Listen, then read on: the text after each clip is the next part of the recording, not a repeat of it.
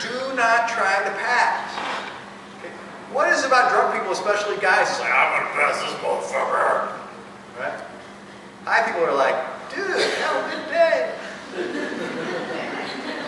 Drive along. Hey, you know where the frozen yogurt place is? I'll follow you. Right? They also increase their stopping distance. The stop sign is way down there, and they're like, fucking A, let's start stopping. And the space between the cars. Now the problem in LA was, if you leave too much space between your car and the car in front of you, some fucker gets in there. Right? But ideally, you're like, okay, let that car go for a couple more seconds. Now we'll go. Completely different approach to the drive. Okay. Now, I can't emphasize this enough, and the problem was, before my mom got dementia, she read my book. Add alcohol and die. So if I was anywhere, we were getting high, me and my mom. My mom is real funny high. If I'd had like a sip of alcohol or had breathed it or like drank, you know, something that had vanilla in it, she would freak out. Right? It's not that, it's that suddenly around 0.04 you can't drive for shit if you're high too. Okay? These drugs do not mix when it comes to driving. How come? Because you don't know if you're high or you're drunk. Okay? There's a stop sign! Oh fuck, wait, no, what? Oh shit. I'm gonna pass this fucker. No, wait, no I'm not. Oh fuck, shit. I can stay in the middle of the lane if I could see the lane. It's a fucking mess. Right?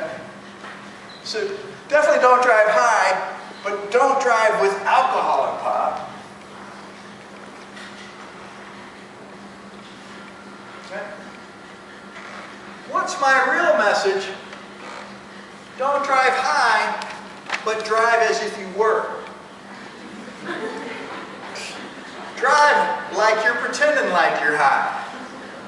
I'm not going to pass people. I don't need to go fast. There's a stop sign. Might as well take it easy on my brake.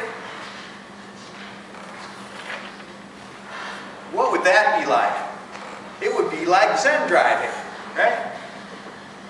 Instead of bitching at everybody, I'm going to send everybody love on the road. Oh, this guy cut me off. I bet he's having a hard day. He must be in a hurry. Poor fella.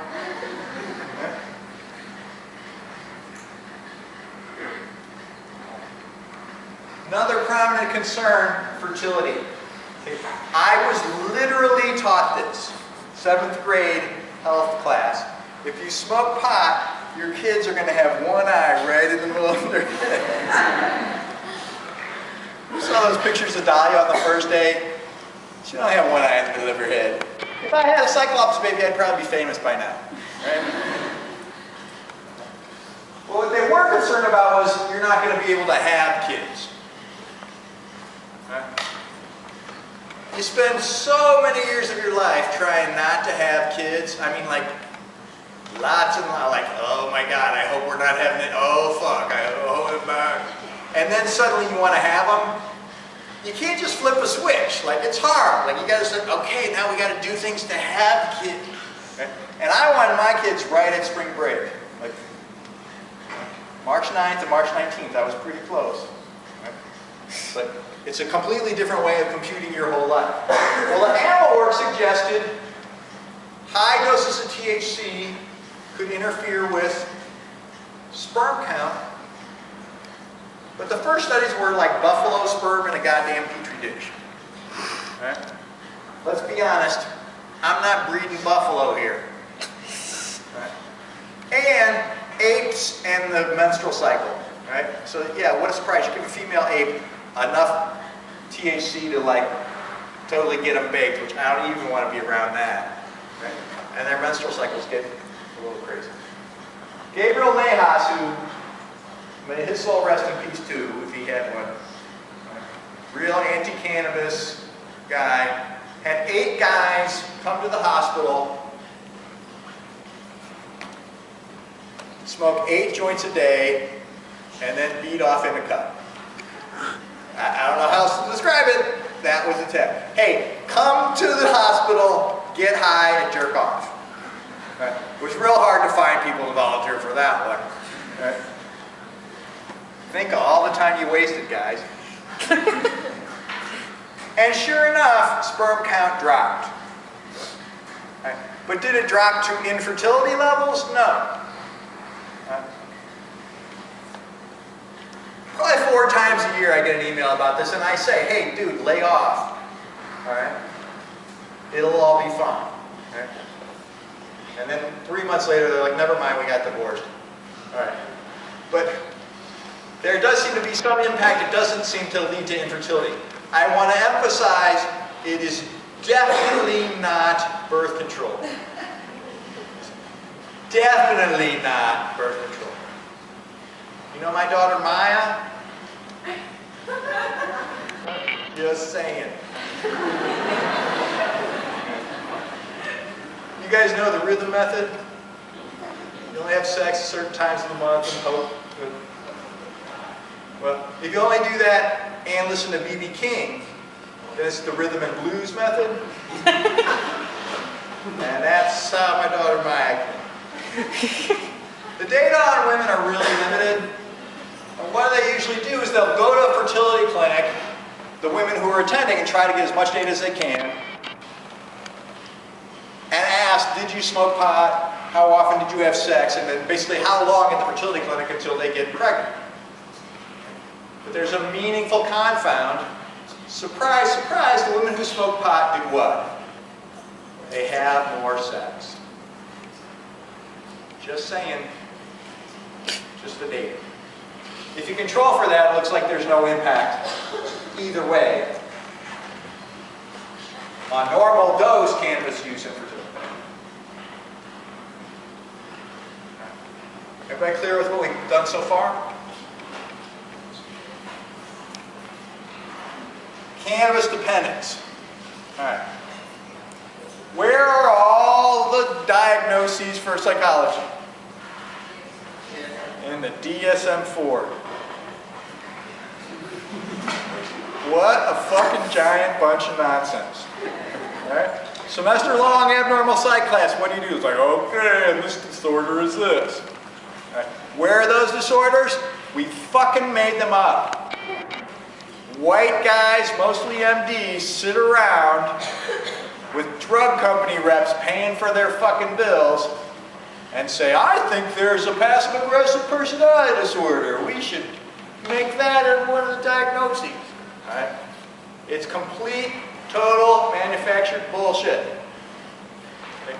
But when the DSM-5 comes out, that fucker's going to be a bestseller. And all the insurance companies are going to want a number out of there every time I see a client, right? The dependence diagnosis drove everybody crazy because in DSM-3, it didn't fit for pot. Because we couldn't find the dreaded marijuana withdrawal syndrome. What is a key symptom of marijuana withdrawal? Productivity. All right. This one's for real. This is on one of the scales. Loss of appetite. Yeah. Okay. Marijuana craving. Right? That's going to be the new diagnosis. Right? Can I talk about pot for an hour without you craving marijuana? I totally bow to you. I have to give these lectures twice a week now. When I walk out of here, I'm like, fuck. Right? Good. What do we know about this dependence diagnosis, if it exists? Right? If we believe in the withdrawal, then there might be physical dependence. But at least we have those other symptoms, right? They got to have so many out of 7 and blah, blah, blah. Right? You could fuck up your life really badly, like cookie dough indulgences or something. Right? But we definitely see they correlate with, first of all, earlier onset. You start smoking pot when you're 11, you're a hell of a lot more likely to get a cannabis dependence diagnosis than you start at 21. Okay? My own data support this. Right? Cannabis is not for kids. Duh. Greater frequency, more likely to be dependent. All right? I'm pulling medical use aside here, but Folks who get high every night, surprise, they're more likely to show dependence symptoms. Well, what is dependence? That's when you gotta smoke pot every night. So, a little bit confounded. The site of the symptoms is something I find interesting. And when we talk about that abuse and dependence diagnosis, we want to keep several things in mind. First and foremost, of folks who have become regular users of a drug, how does marijuana stack up? Okay? This is the government's own data. These aren't mine. All right? I go to a national data set. This is what it looks like. Okay? Tobacco, by far, the most often leading to dependence. Cannabis, below heroin, below cocaine, below alcohol, below stimulants. Right? What's lower than marijuana? Well, LSD. Right? What a surprise. Everybody's like, oh dude, I gotta fucking have some acid right now. Because I got 18 hours to burn.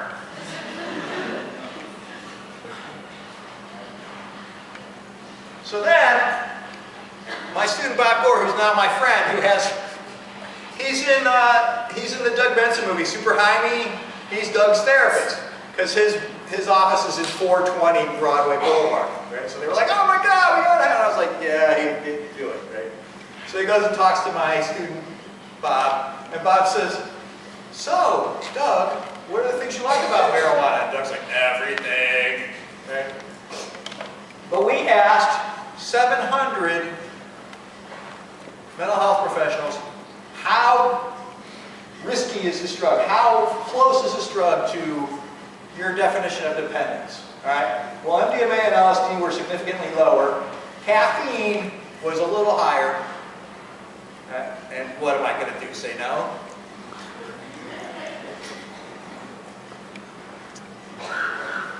All right, I'm ready for my first step. No, I'm not.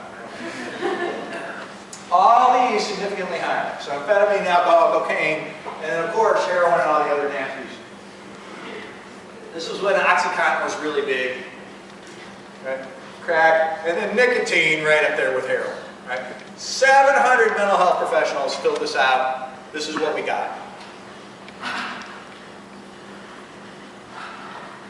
And then just in that rating of addictiveness, I noticed some interesting patterns. Women always thought drugs were more addictive than men did.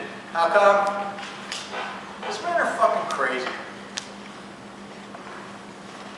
If you had a PhD, you thought drugs were less addictive than if you didn't. So these mental health providers,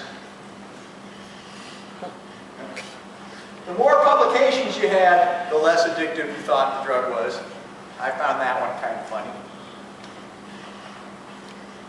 The more therapy hours you'd had and the more substance use, the more hours you'd had treating somebody who had a substance use problem, the more addictive you thought drugs were.